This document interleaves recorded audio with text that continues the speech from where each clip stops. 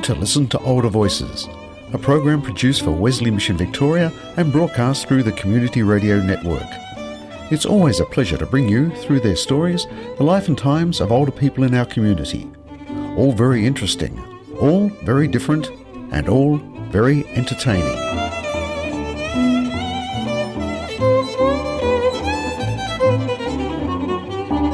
Hello, I'm Rob Greaves and welcome to another wonderful program of Listen to Older Voices. This is the first of a three-part program on Mary Davenport. Mary is 96 years of age and you would be hard-pressed guessing her age listening to her. She not only has a wonderful recall of events so far in the past, her voice demonstrates that she is an amazingly strong and healthy woman who, also incidentally, has a great sense of humour. As we listen to her recall events and times of long past, we are not only entertained, but are given a historical snapshot of the years from her birth through her schooling years and up until the Second World War. Listening to part one will simply make you want to hear the subsequent two parts of the life and times of Mary Davenport. Here I am, talking with Mary.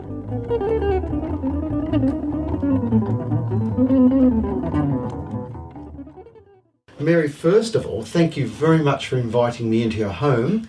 And could I start by asking you, when were you born and whereabouts were you born?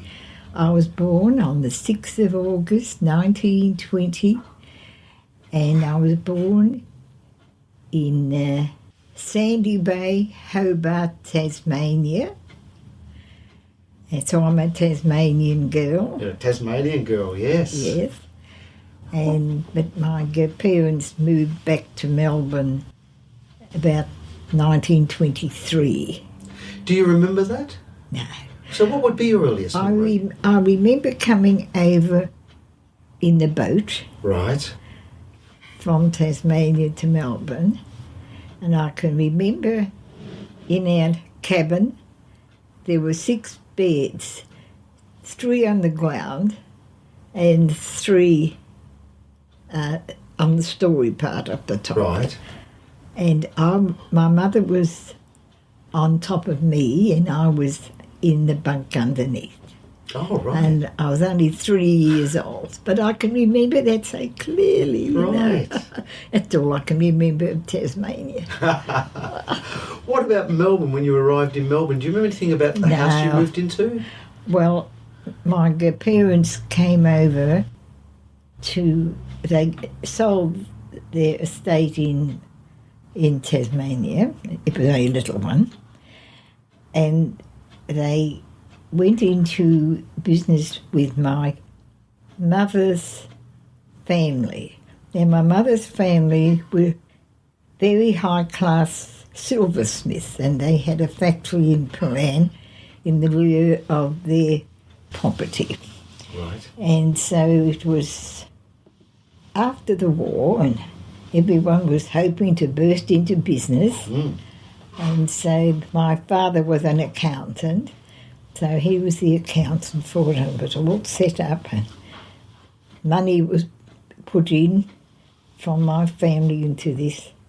But no one reckoned on the Depression. The Great Depression. Oh, and we were victims of it because silver was a luxury trade. Oh, yes, that's right. Even though they were high-class tradesmen, craftsmen. However, that's that part of the story. And so my father tried madly to get work everywhere, and eventually he was able to get a position in Singapore as an accountant for I think it was some engineering company over there. The idea was that he went over there, and when he was established, we were all to move there. Right. In retrospect, I am so glad that we never got there, because that's where the Japanese came in. Exactly. And I mightn't be here talking to you now if that had happened. That's so right. There we go. So circumstances with my parents in their marriage was not too good. However, my father was there for quite a few years, and he didn't return to live with us for 8 years. He was missing for 8 years. Well, he corresponded, Yes, yeah, but he wasn't but home. in person he was not home. for How 8 did your mum years. explain that to you? Well, we just accepted everything in those days. It's not like the modern days That's right. where you don't even think of privacy. And you don't talk to your parents about it. No, No. and we adored our mother, and all we wanted was her to be happy. What sort of woman was your mum? She was a famous pianist. She was an accompanist. She could just sit down and play anything on the piano. So our life centred around the piano. Of course. And so we all thought we were Madame Melba singing away. But she encouraged us so wonderfully well. But we were brought up in the concert, in the musical world. Mm. And there were constant musical evenings constantly in our home. That must have been a wonderful environment for a child. Oh, when I left home when I was married, I missed that more than anything. Of course. And I still miss it. But I treasure the memory. Yes. And you can get a lot of contentment out of memories. Oh, most certainly. That's a wonderful thing being a human, isn't it? That we can relive our Yes. lives through our memories. That's right. And the example that our mother said to us during the Depression years has always stayed with myself. And although we were always hungry, had a wonderful grandmother, my mother's mother, and every so often she lived at Paran, so she would catch the bus down to Caulfield where we lived, and the suitcase would come along too. Now we all hung around the suitcase because there would be big scones, a jar of beautiful jam, and cream. Oh, cream. That was a luxury. It was. And always cakes and everything. But that big suitcase, Grandma would carry it on the bus. I laugh now. We all hung around her, and of course everything was consumed in about 5 minutes. We look at that today as a very simple thing, but it was a very important and wonderful thing then, wasn't it? It was a wonderful thing. And my grandmother was a great support to my mother, and she would always say to my mother, "He will come back. He's a good man. He will come back." Oh, everything positive. Yes. So she was a great one for education. My grandmother, I must talk about my grandmother. Please do.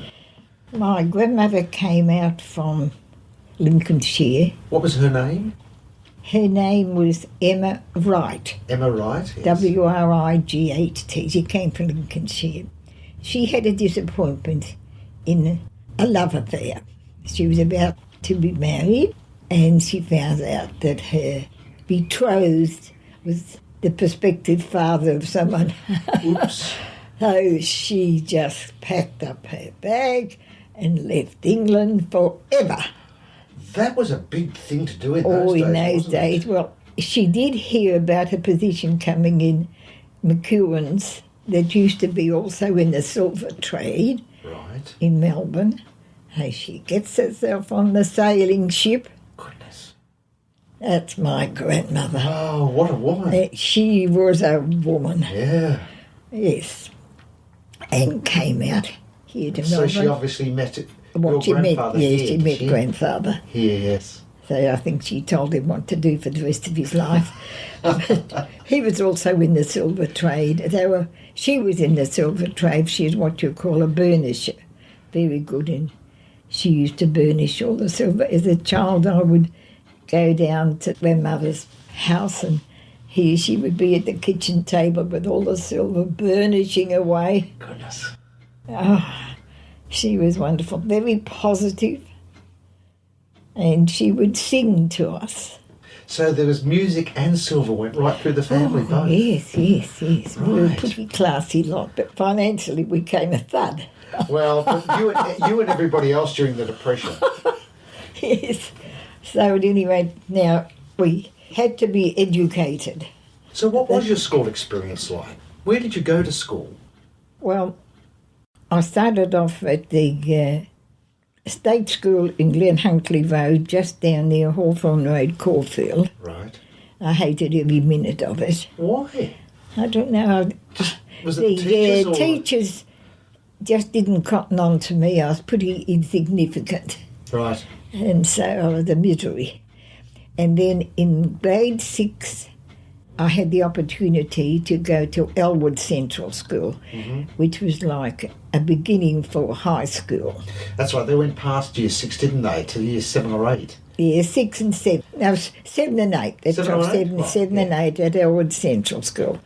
And I had a couple of girlfriends from the same class who also went there, and they remain my friends to this day. Yeah. Wow. Yeah, one's still alive and the others have all gone to heaven. However, when I went to Elwood Central School, of course, that was very high and mighty school. I bet my mother was determined, and Grandma was.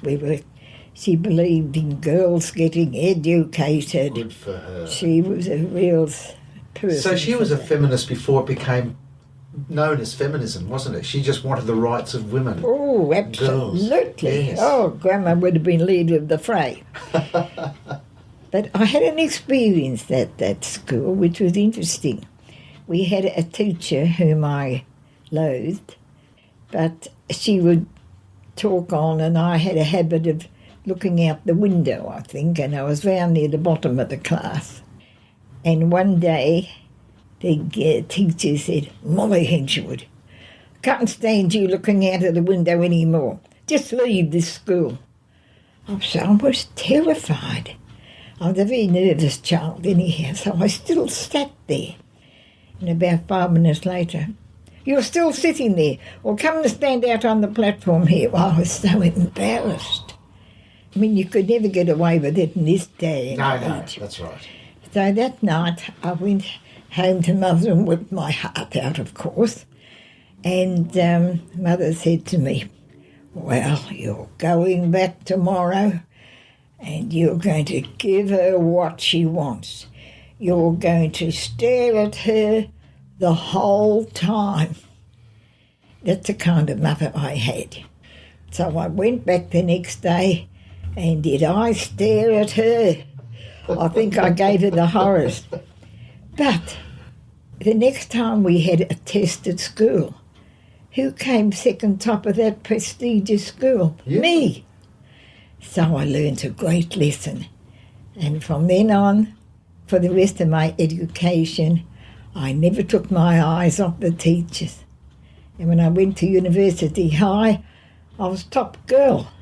So that teacher, even though you took a dislike to her, and even though you were embarrassed about what she did, it actually did good for you, didn't It it? was the best turn that ever did. Yes. A great lesson in life. To pay And attention. a mother who taught me how to fight. And I can see it in you. You've been a fighter all your life. Yes. Mum was and grandmother was. So Yes. again, it's gone down the family line. Absolutely, so watch it. I am. I have my back to the wall here. Literally. Yes.